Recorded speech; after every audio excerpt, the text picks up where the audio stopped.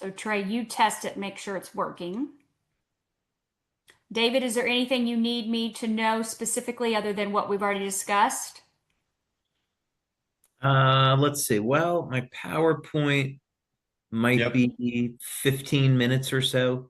Uh, so anything that you'd like to do on how you want to start the meeting, when I would go to the PowerPoint Q&A, I'm totally flexible. However you'd like to run it, feel free.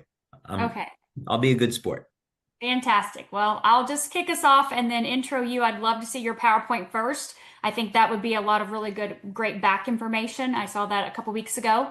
Yep. And then also then go into the Q&A, but after you've went through that information first. And as I Sure. mentioned earlier, the Q&A will not have anything to do with anything that is in our guidelines, our FAQs, or anything like that. We'll be dropping those documents in the chat for the chat for the participants, so that way we don't have to repeat any of that. Okay. Sounds fair. Wonderful. Okay. Stacy, you want to go ahead and mute everybody out? Yep, I'm going to do that right now. And then David, I will ask you to unmute. And Trey, can you confirm that you see us live on YouTube? Yeah. Yep. All good on YouTube. And Laura, you guys, can you confirm you can too as well? Okay, fantastic. Okay. So we're going to go ahead and let some people in. Well, we only have 1,000, but that way we'll get everybody rolling on the YouTube right now as well too. That'll probably take a minute to get 1,000 people into the waiting room, into our Zoom room. So that's exciting. Welcome everyone. Look at Beth's smiling face. You're so excited. There's Lillian's smiling face. There's Jules' smiling face. Everybody's like, oh, yes. Yes, yes, yes. We're so excited. Hey, Kelly. Hi, Annie. I know you guys are so excited you actually got in, right? We're going to start here in just 2 minutes, but it's taken a minute. It'll take probably 2 minutes to get everybody into the Zoom room, and then we'll get started. So welcome, Sherry. Hello, Susan. Hey, Bryn. Hi, Deb. Hi, Sue. I can see your faces. Hey, Christina and Mike. Welcome, welcome. Well, we've got 650 more to come in. So exciting. Hey, Beamy. Welcome. Hello, hello. Yay. Yeah, I know. Yay for being early, right? We maxed out at 1,000 people right about 10 after 8. So we got the YouTube link. We're going to put that, Leah, if you or Laura will put that YouTube link in the chat again. So that way it's live already right now. You guys are live on YouTube. I will take all the people off the screen and just have David up here. And David, you do have the ability to screen share so that you're a co-host, so you can do that in just a minute when we get started.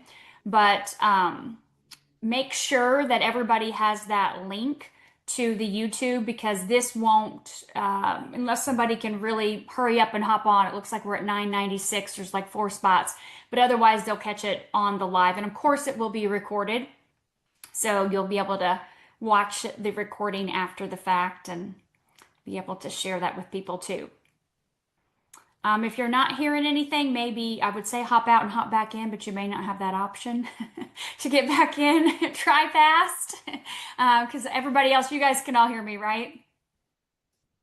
Yep, everybody's hearing me good. Fantastic. Okay, so sometimes, computers can be wonky and not always work the way we want them to work, for sure. There's Cliff and Denise. Hi, guys. Hi. Welcome.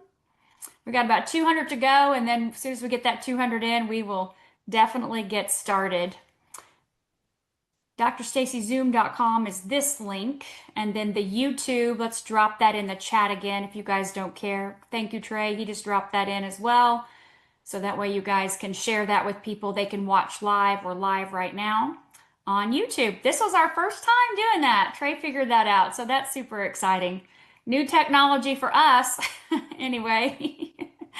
Yay, you're in. Yes, you are, Dee. Congratulations. And we've got 84 more to go, and then we'll get started. Let me get my view changed here to speaker view.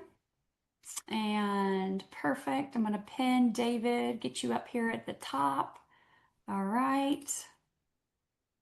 And you guys can just keep putting that link in the chat. That would be amazing for me.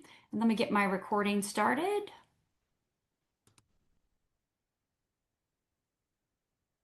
All right, good evening, everyone. Dr. Stacy here. Welcome to our Tuesday night Zoom extra special edition tonight. Thank you for being patient, waiting until 8:30 in the waiting room. And for those of you that aren't able to get in, if you have team members, they can go to the YouTube, check the link in the chat. We have the link. YouTube is live right now for the people that aren't able to get in. But we have an extra special Tuesday night for you this week. I am so grateful, so blessed, and just so honored that our inventor, our founder, our owner, our CEO, David Schmidt, is here with us tonight to be able to share some incredible information with you all about the X2O water machine.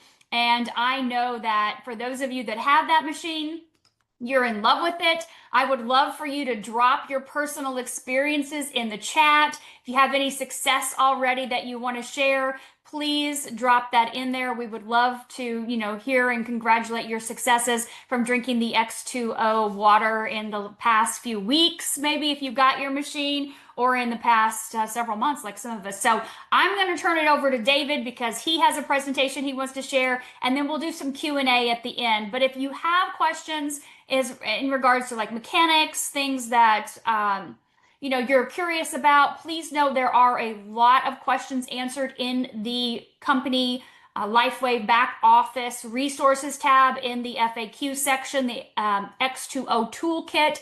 We will drop those PDFs in the chat as well too, so you can take a look at those, but you can get them from your back office. We won't be going over those mechanical logistics that have already been answered. David has a lot of other amazing information, and we have incredible questions from our field as well too. So David, I'm going to let you take it away. Okay. Thank you, Dr. Stacy. And good evening, everyone. It's great to be with all of you here. Great to have this time. So about 2 years ago or so, when I started sharing information about this technology, I talked about the development of it. So the objective was to look at species that don't age.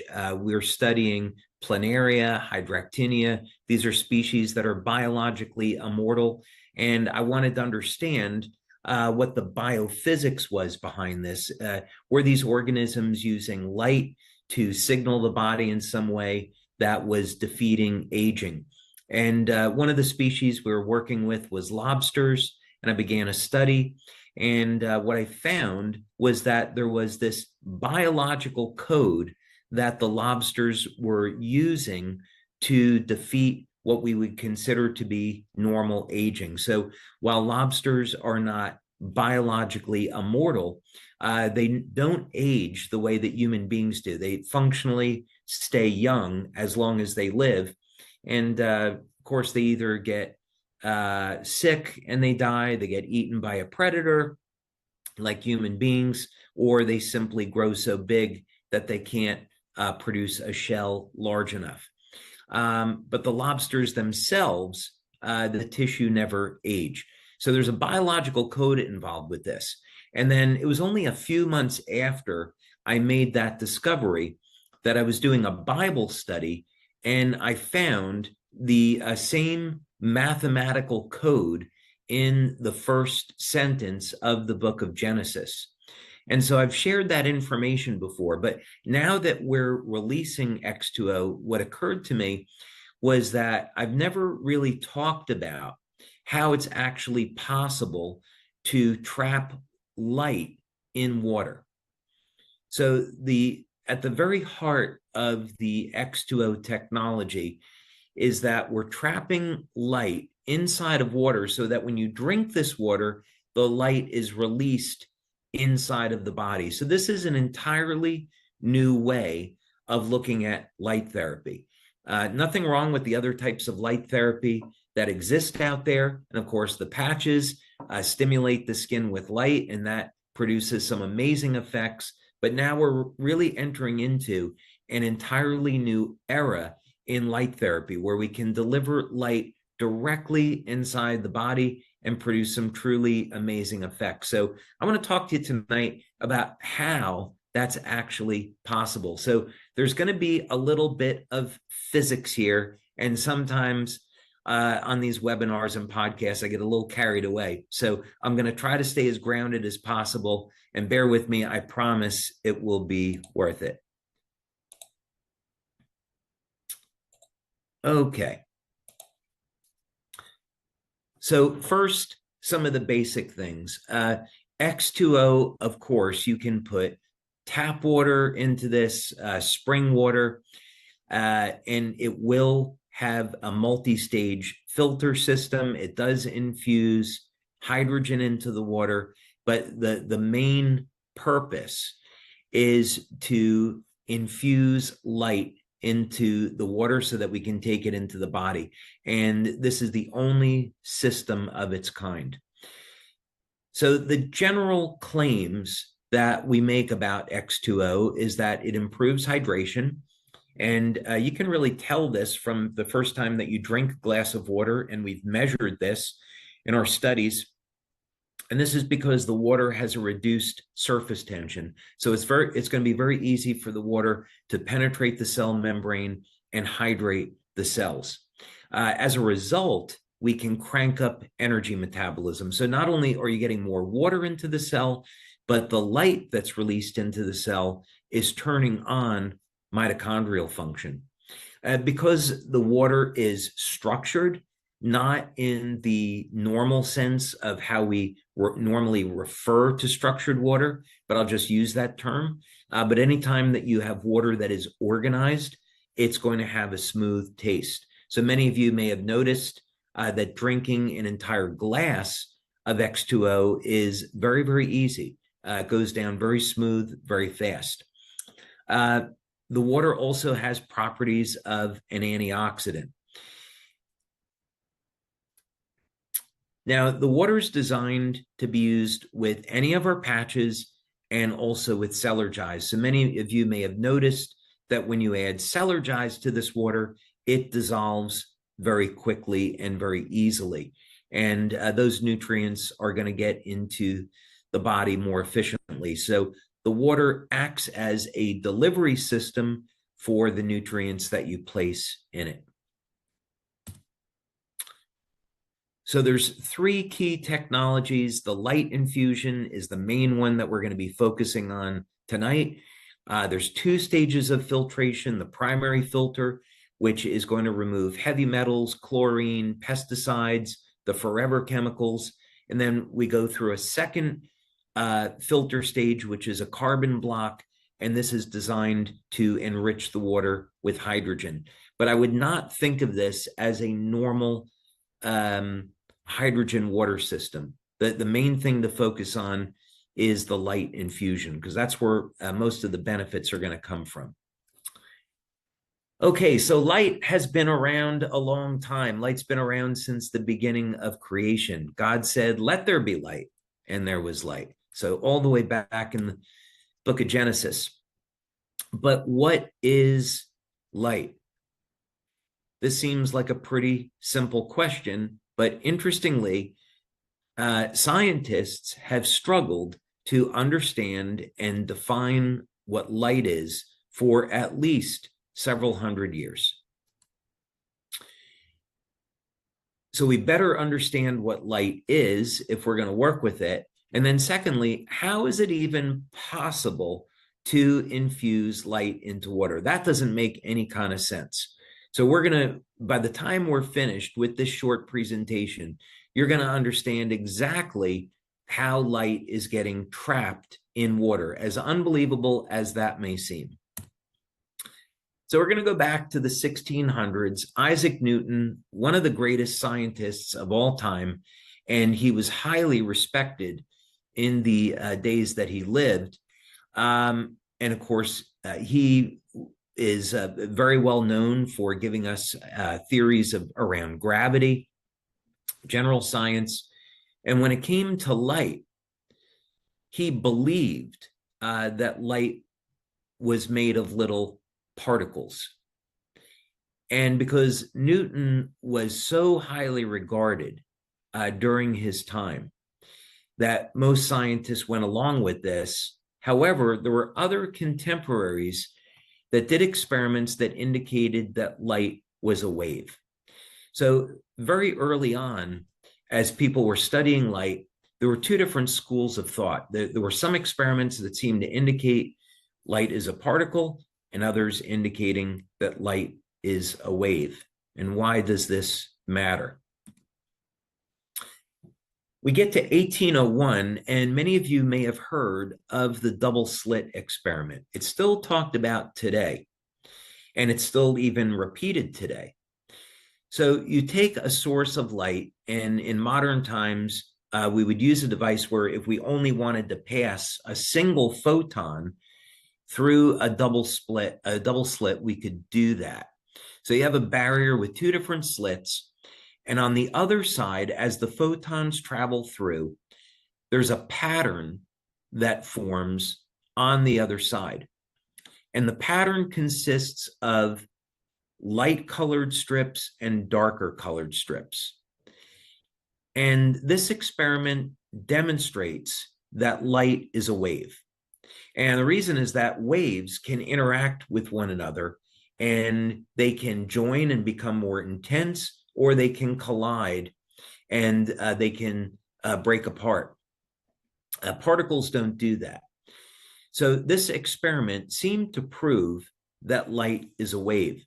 Not too much further after this, a few decades after this, you had James Maxwell, again, incredibly well-known scientist, who gave us 4 equations that defined the relationship between electricity and magnetism.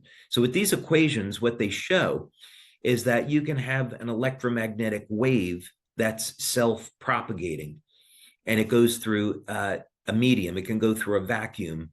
There's more to that, but we won't get into it.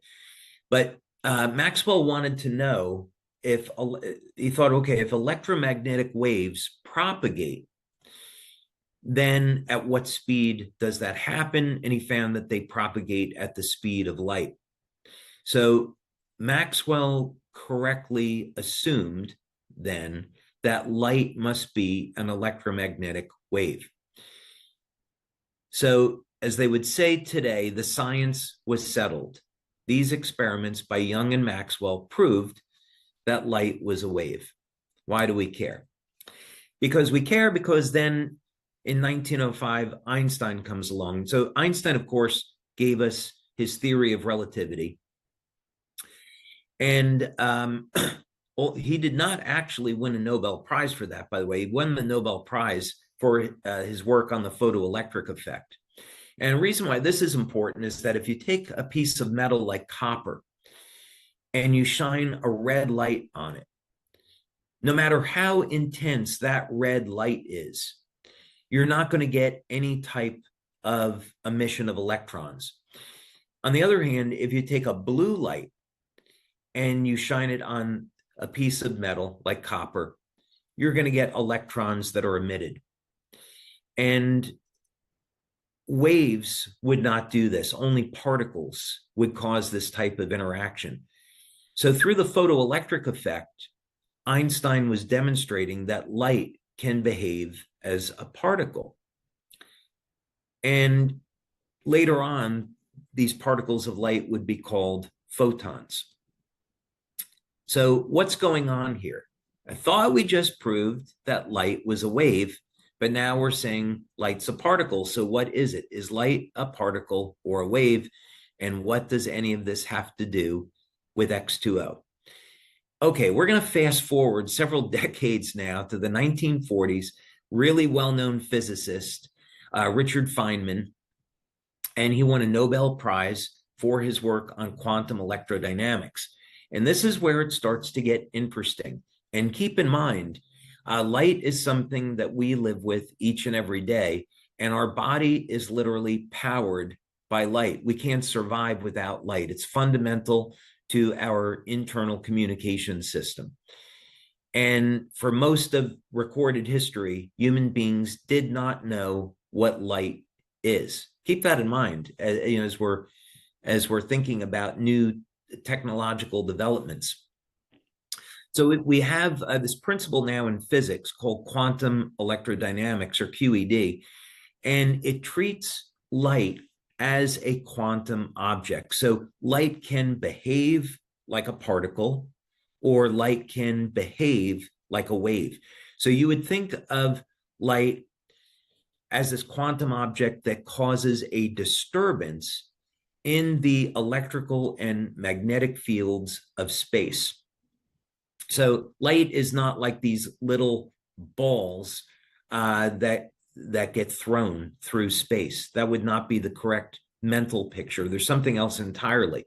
In fact, the path that a photon takes is all determined by its amplitude and the probability that it's going to go in a specific direction. And it just so happens that when you take all the vectors, I'm deviating, sorry. If you take all the vectors that a photon can possibly travel in, the highest probability is the same direction as predicted by classical physics.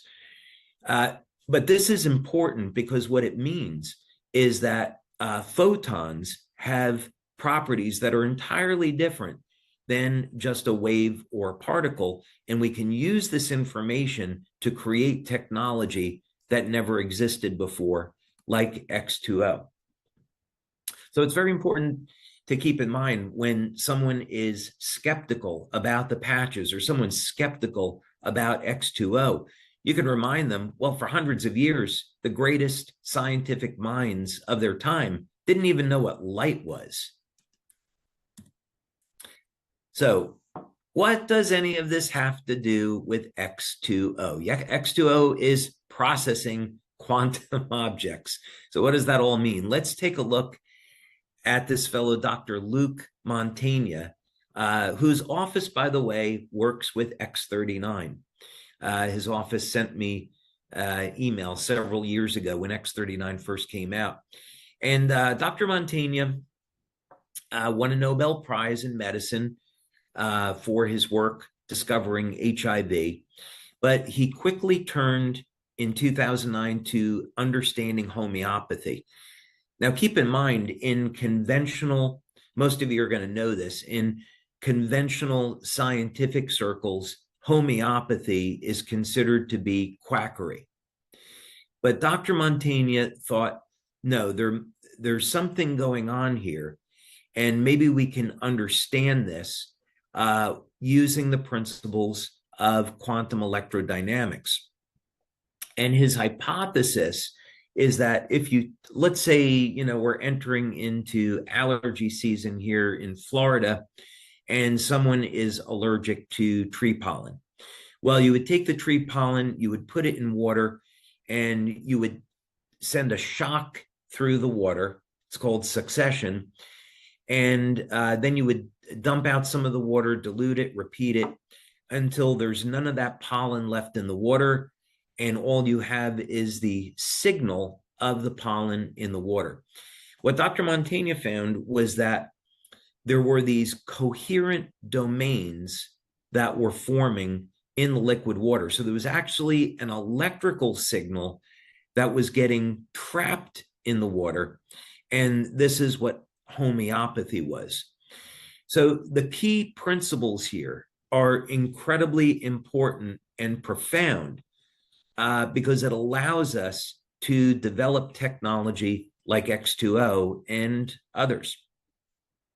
So the first thing to understand is that liquid water is an open system, and it's capable of interacting with electromagnetic fields. And the reason for this is that water molecules are a dipole. So in radio transmission or in receiving radio signals, we have an antenna, and the antenna is called a dipole, and that allows us to receive the electromagnetic frequency that's being transmitted. So water is a dipole, so water is capable of receiving or transmitting electromagnetic fields. Under the right conditions, the water dipoles can form coherent domains. So a way to think about this is that normally water molecules, let's say normal water, when you freeze it, you get ice. There's no structure at all. The water molecules are just sitting around randomly. But if you process water under very specific conditions, like that exists in X2O, the water will start to organize. And as the waters organize, they form, they're able to trap electrical and magnetic fields and form these coherent domains. And something incredible happens. The water molecules begin to oscillate. So many of you have asked, well, how long can the X2O water become stable? So you dispense it. How long is it good before, how long can it go before you have to drink it? And the answer to this is that it depends. If you go ahead and you heat the water up to use it to make coffee and tea, adding energy into it, adding heat into it, is going to break down the coherent domains. So I don't recommend you boil the water to make your coffee or tea. If you cool the water down, you're going to slow down the rate of decay, so the coherent domains can hang around a little bit longer. If you expose the water to microwaves or radio frequencies, that will break the water down more quickly. So all depends on the conditions with which you're storing the X2O water. But the principle behind this is that you're trapping oscillations. You're causing the water molecules to vibrate when they're exposed to light in the X2O system. And this is trapping the light in the water. The other thing that happens is that we know that photons have no mass. And of course, if you took matter, the faster that it goes, there's a relationship between momentum, speed, and time. So the faster that you go, the slower time. So photons, for example, from a perspective of a human being, light takes 8 minutes to travel the 93 million miles from the sun to the earth. But from the photon's perspective, the journey is instantaneous because the photon lives outside of normal time and space. Photon doesn't actually experience time at all because it moves at the speed of light, and it has no mass. And Einstein, of course, showed that we can exchange mass for energy. Well, what's interesting about this is that when you create these coherent domains, light takes on virtual mass, according to quantum electrodynamics. So that means now it's a physical object that we can trap. But for this purpose, we can just think of this as the X2O system is causing the water molecules to vibrate or oscillate, and those oscillations remain sustained for a period of time, several hours after it's processed. So the beauty of this is that we can trap these oscillations in water. So now we have an entirely new type of light therapy. You put the light into the water, you drink the water, and now light is released inside of the body. And it has some amazing, beautiful effects. So what happens? We've talked about this a little bit before in some of my presentations. So I'll just do a quick summary here of what we've learned. First thing that's very impressive is that when we use tests like heart rate variability, EEG, we see that the readings change within about 15 seconds after drinking the water. So the light is released very quickly into the body once you drink it. So this is why we recommend you have a glass of this water when you first wake up in the morning on an empty stomach. 100% of the people that have been tested have a measurable change. So even if you drink the water and you say, well, not really sure if it's doing anything, we found that when we test urine, blood, bioelectrical tests, 100% of the people have had a positive change in their readings. Now, what I find the most interesting, there's many interesting things that we've learned in our tests. We've done Doppler perfusion imaging, which shows that circulation improves. So many of you may notice that you feel more mentally aware after drinking this water. That's a real improvement in circulation and blood flow. There's an electrical charge that gets released into the blood, so blood will not clump together. Metabolism improves. The body goes into a state of relaxation. Antioxidant values go up as a result because you're going closer to a balance between sympathetic and parasympathetic drive. But the urine tests were incredibly interesting because it really shows what happens when you drink X2O. There's certain amino acids that get upregulated and metabolized. So for example, N-methylglycine and serine, which are associated with cognition, those get upregulated. And many people that drink X2O say, hey, I feel more mentally alert. It's not your imagination. Your brain is literally more alert from a synthesis of neurotransmitters.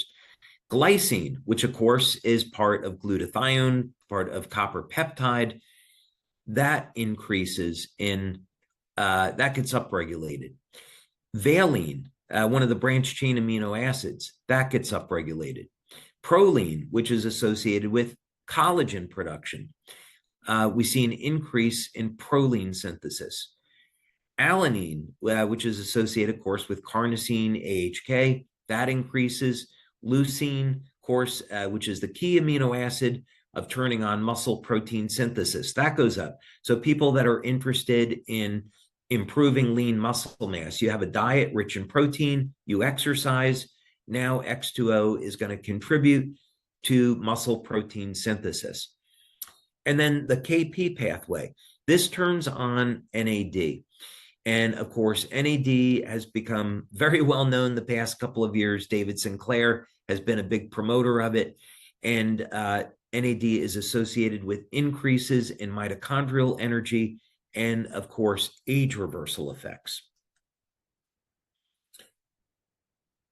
Not only did we see this in the urine testing with people, but we also did lab work, in vitro work with fibroblasts, and we showed that the X2O water increases production of NAD. So we saw this both in vitro and in vivo.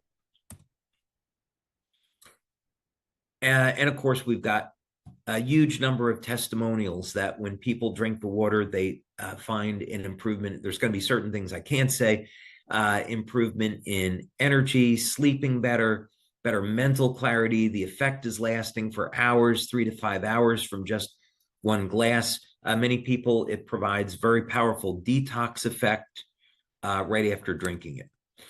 So the claims that we have with X2O, just to reiterate, is that first, it's going to improve hydration. It has antioxidant properties because of the infused hydrogen. It works very, very quickly. Of course, it's going to be compatible with our patches.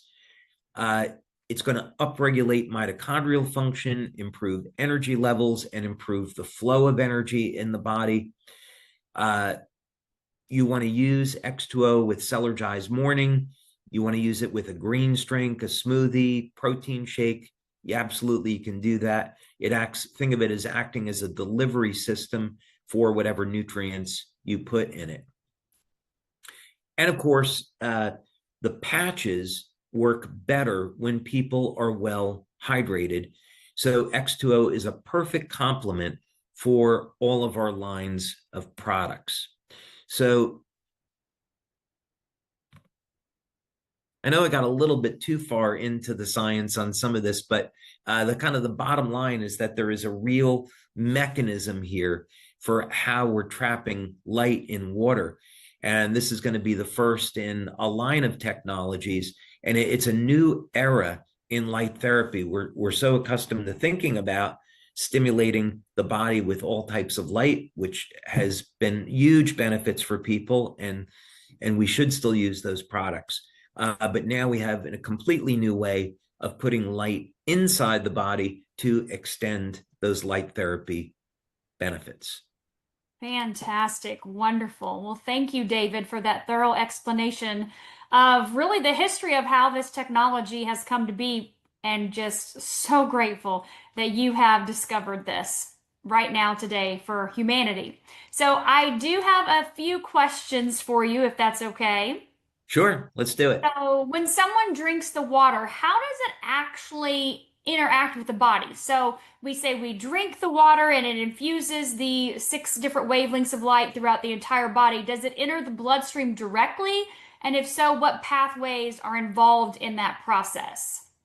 Yeah, so there's going to be some things that we know and some things where we're still speculating, but light is emitted from the body. There is some discussion in scientific circles of exactly how that's happening. Some people believe that light is a byproduct of a biochemical process, free radicals interacting with other molecules that cause light emission.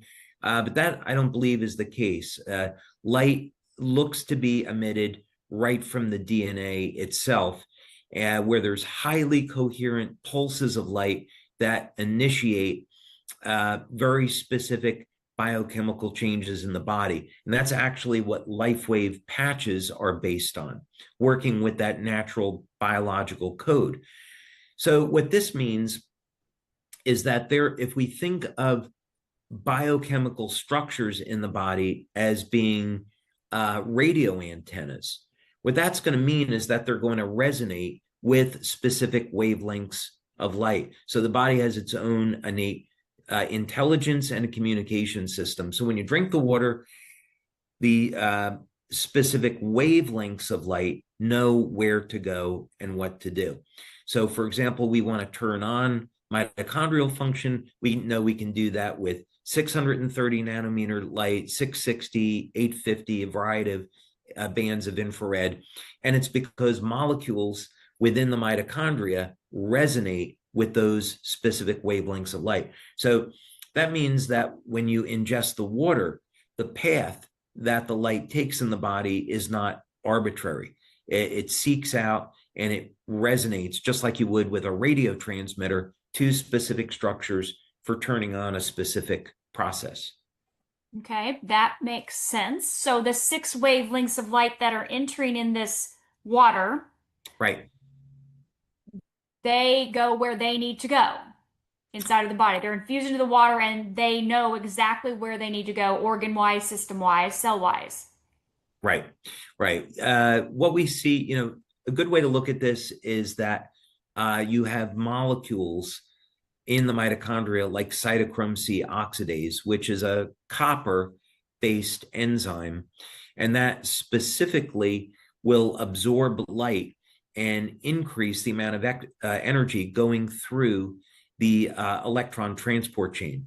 So it will convert an electromagnetic wave over to electrons, and then these electrons can be used to increase the pool of ATP that's in the cell. So we get a bigger energy pool, and now that increases the cell's capacity to form new proteins, intracellular antioxidants, detoxification, and so forth. Perfect. Okay, so then let me ask you this as far as the delivery.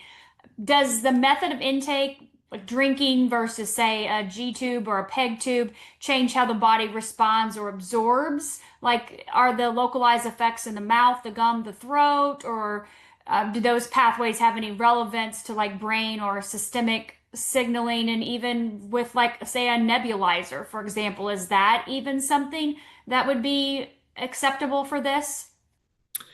Yeah, so there's a few different ways of answering that question. The first way is we want this product to be regulated as a water machine, water processor.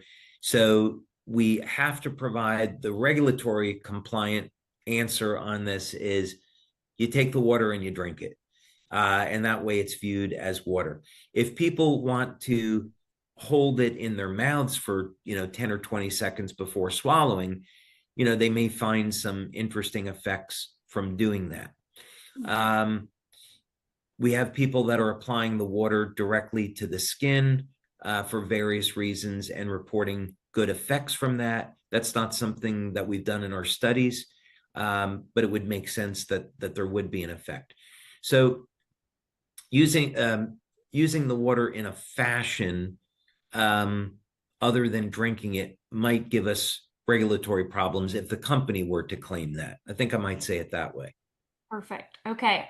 So then if someone is drinking this water consistently throughout the day, is there any concern about adaptation or diminishing effect over time? No, we haven't seen that. But all of our studies up to this point have been short-term studies. The type of longer-term studies that we're going to do, we want to ask the questions. Someone's drinking this 2 or 3 times per day over the course of 6 to 9 months. What happens with the telomeres? Do they lengthen or not? What happens with gene expression? Because we're improving mitochondrial function, we would expect to see a favorable improvement in gene expression. So these are questions that we have that we want to do in a longer term study.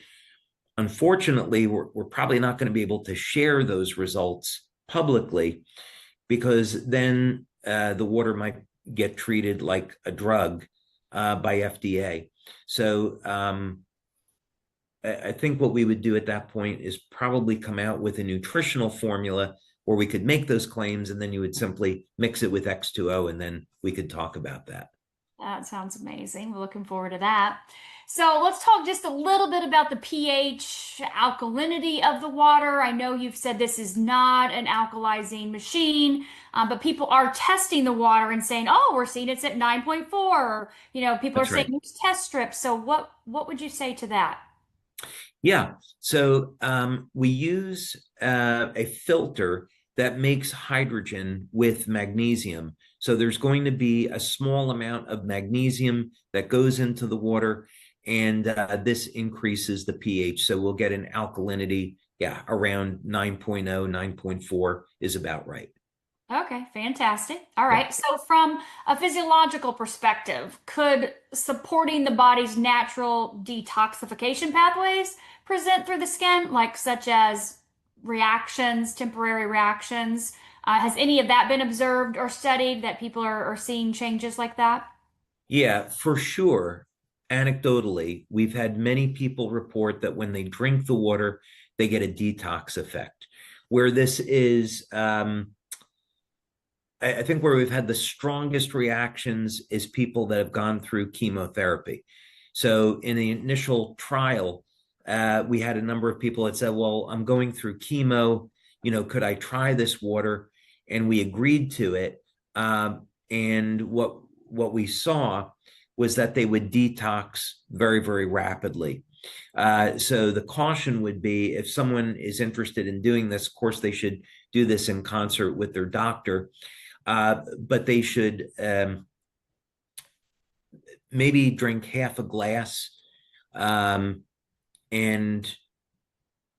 if they have too heavy of a detox from one glass or half a glass, take a day off and give your body time for the toxins to move through the lymphatic system. But I think people that would maybe smoke heavily, be on pharmaceutical drugs, they may note, and they don't exercise, they may notice that they detox pretty heavy on this. So be careful.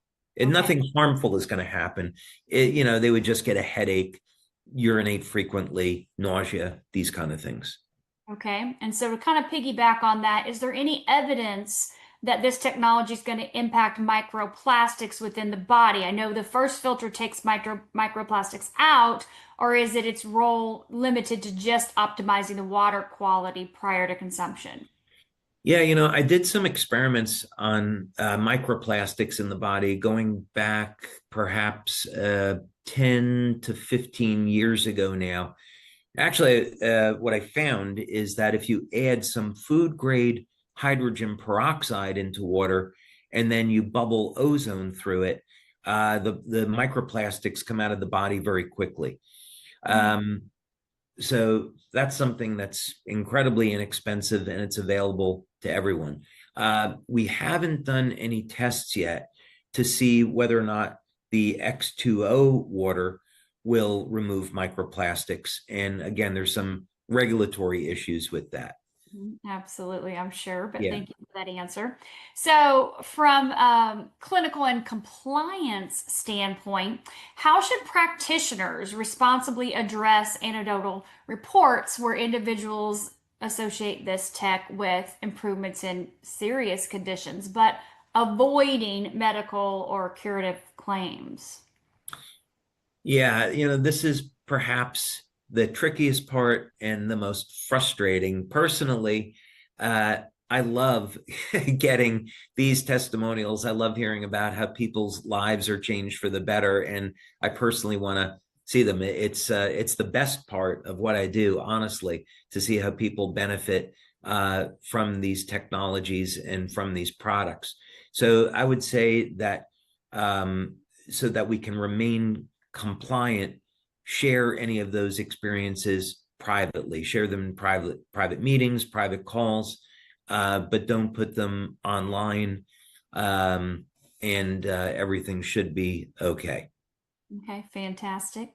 So this is kind of a technical question on the machine. What is the expected lifespan of the machine? And how do you think that performance is going to hold up over time? I know you're 7 years into making this. Yeah. When we started with this, the goal was to have a lifespan of about 7 to 10 years. But of course, it depends on how often people use it, the conditions it's stored, the temperature, and those type of things. So, my guess would be that it's going to fall somewhere. It could last as long as 10 years or longer, depending on how long it's used. Maybe it's going to be 7 years, something in that ballpark. Okay. Now, for our people that are abroad, of course, you have already mentioned that Europe, South Korea, Japan, we're looking at the goal is later this year. What about our Australian, New Zealand market, Canada market? What's our timeline on that? Do we have anything yet? Yeah, we're going through regulatory now. Canada is going to be very, very straightforward. We're not anticipating any type of issues there. We're getting through the US launch, of course, and we're just ramping up manufacturing. I can tell you that when we get to the first week in June, our manufacturing supply will be very, very consistent. Yeah, so once that happens, we can start looking at expanding into some of the international markets. So Canada will come pretty quickly, I imagine. Europe, we don't anticipate there being an issue. And actually, we have the infrastructure in place to distribute X2O from our office in Ireland. So that's pretty straightforward.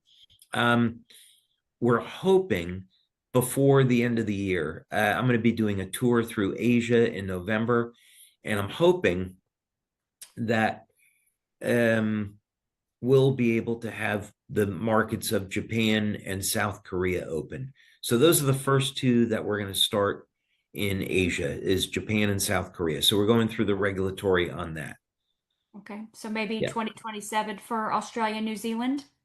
Yeah, actually on Monday, we were talking about Australia. I can't speak to New Zealand, but for sure, we know Australia is going to be a great market. We don't have it on the roadmap for this year. So we're doing the regulatory for Australia, but I think it's well into next year. Okay, thank you. All right, one last question, David. If you had to identify one measurable outcome that this technology will be known for in the next few years, what would it be? That's tough because